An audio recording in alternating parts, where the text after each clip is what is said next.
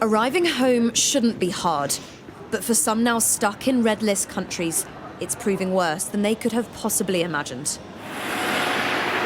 This is what they can expect, a bus to 10 days in a quarantine hotel. But that's if they can book a room. There aren't currently enough, and it's left people stranded.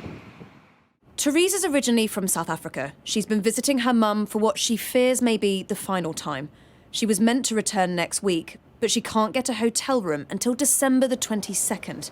She now faces Christmas in quarantine.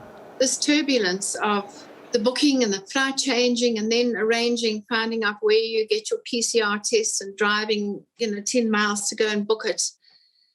It takes its toll. You force people to do something, but allow them to do it. And the cost is crippling for families like Hannah's. They must now pay thousands of pounds, not just for the hotel, but potentially to move their flights to fit around the limited availability. It's made my mum very ill. She's extremely stressed. I can't really highlight enough, not only the incompetence of not having enough hotel rooms for travellers coming back, but the incompetence of their booking process. It's dire. It's truly dire. 10 countries were added to the red list very fast with little warning. It means quarantine capacity is less. This hotel is one of many that was being used to quarantine red list arrivals, but isn't anymore, a sign perhaps of just how much smaller the operation is this time. This chain offered 8 hotels last time. They now have just 3, made ready by a huge team effort. No mean feat, says the owner.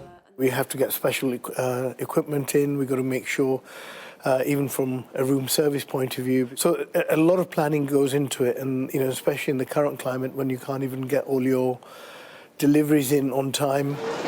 The government says it's monitoring things and adding to capacity, but these problems, say some, were predictable.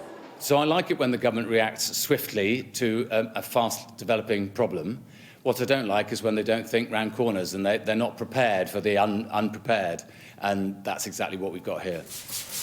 The booking company says it's helped thousands of travellers, and recent flight cancellations haven't helped. This part of a trip is rarely enjoyable, but for some right now, it would be a relief. Helen Ann Smith, Sky News, Heathrow.